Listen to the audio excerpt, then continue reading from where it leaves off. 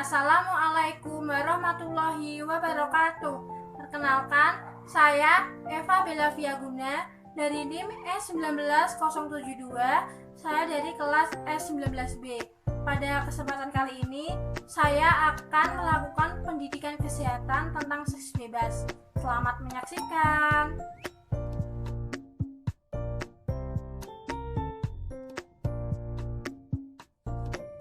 Selamat pagi adik. Perkenalkan, nama kakak Eva Bella Viaguna. Adik bisa panggil kakak Bella. Kakak mahasiswa dari Universitas Kusuma Uganda Surakarta. Sebelumnya dengan adik siapa dan umurnya berapa tahun ya adik? Dek Santi, usia 18 tahun. Oh iya, sebelumnya kakak nanti akan memberikan edukasi kepada adik sekitar 5-10 menit ya adik. Iya kak. Tujuannya untuk memberikan pendidikan kesehatan kepada adik tentang seks bebas, untuk membekali adik tentang materi sebelum nikah, dan adik bisa mengetahui tentang apa sih seks itu ya adik. Iya kak. Apakah adik sudah bersedia? Bersedia kak. Baik, berhubung adik sudah bersedia, kakak mulai ya adik. Iya kak. Ini ada leaflet ya adik, kakak bagikan. Nah sebelumnya, adik tahu nggak sih apa itu seks? Menurut aku, seks hubungan badan antara laki-laki dan perempuan. Nah baik deh, itu benar, tetapi kurang tepat ya dek, kurang lengkap itu ya dek ya. Nah adik sambil menyimak leaflet ya dek ya.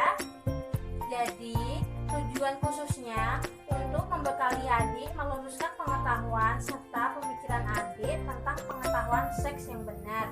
Langsung saja ya dek ya, perbedaan gender dan seks. Gender adalah suatu konstruksi sosial atau seks menjadi peran dan perilaku sosial. Sedangkan seks persifatan atau pembagian dua jenis kelamin manusia. Contohnya, kalau laki-laki itu punya penis, sedangkan perempuan itu punya vagina ya dek ya. Nah, selanjutnya seks pranikah. Seks pranikah itu harus dihindari karena dapat menjadi kecanduan ya dek. Coba tanyakan pada orang yang sudah menikah.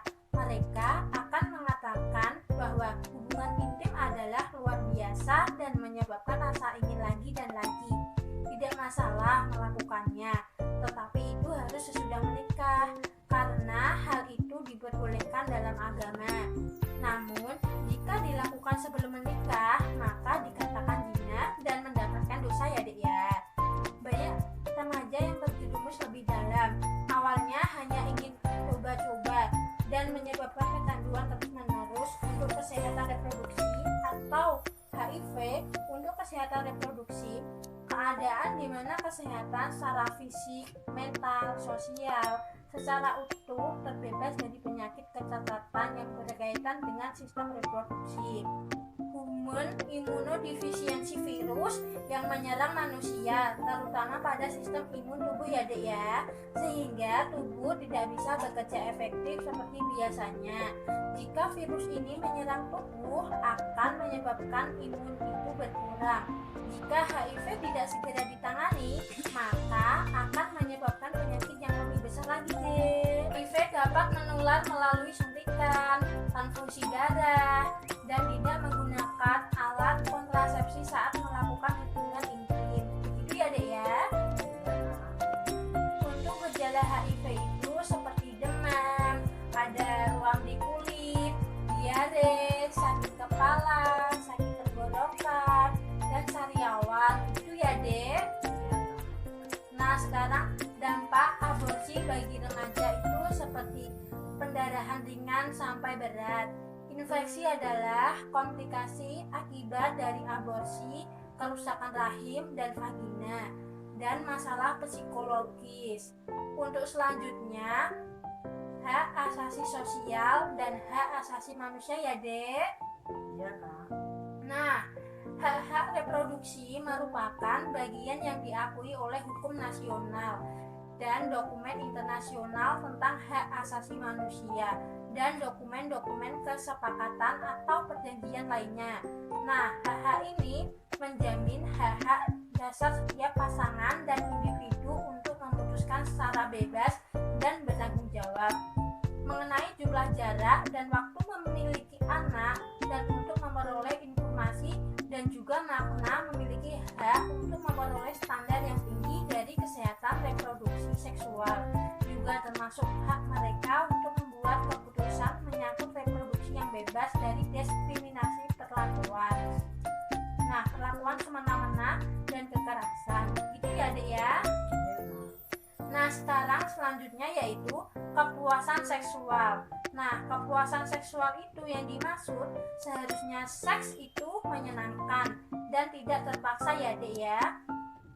Bahwa seks itu lebih dari hubungan seksual, dan seksualitas merupakan bagian dari hidup setiap orang ya, Dek ya. Untuk selanjutnya ada KBG. Adik tahu nggak sih, Dek, apa KBG itu, Dek? Nggak tahu, Kak. Baik, kakak jelasin ya, Dek ya. Ya, Kak. Jadi, KBG yaitu kekerasan yang terjadi pada laki-laki dan perempuan yang berdampak pada faktor fisik, sosial, mental, dan psikologis. Untuk selanjutnya yaitu keragaman. Keragaman yang dimaksud yaitu kepercayaan dalam agama seksual. Jika laki-laki dan perempuan sudah menikah atau itu tidak berdosa, maka seorang laki-laki yang sudah menikah melakukan hubungan intim itu tidak berdosa ya, Dek ya. Ya, Kak. Nah, sedangkan apabila dilakukan sebelum menikah, maka dikatakan berzina, Dek, dan akan mendapatkan dosa. Nah, selanjutnya itu hubungan manusia. Yang dimaksud jenis-jenis hubungan manusia dalam konteks seksual itu seperti keluarga, teman, saudara, pacar, dan lain-lain, yang mana dapat menimbulkan perasaan emosional dalam diri.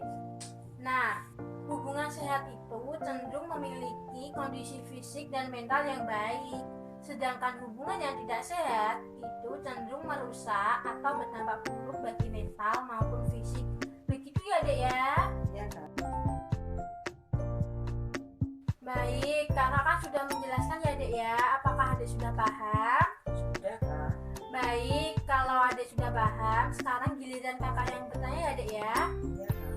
HIV itu bisa ditularkan melalui apa ya, Dek? HIV bisa ditularkan melalui suntikan dan saudara. Nah, tepat Adik. Kakak tambahin satu lagi ya, Dek ya. HIV itu juga bisa ditularkan apabila melakukan hubungan intim itu tidak menggunakan alat kontrasepsi gitu ya, Dek ya. Ya, Kak.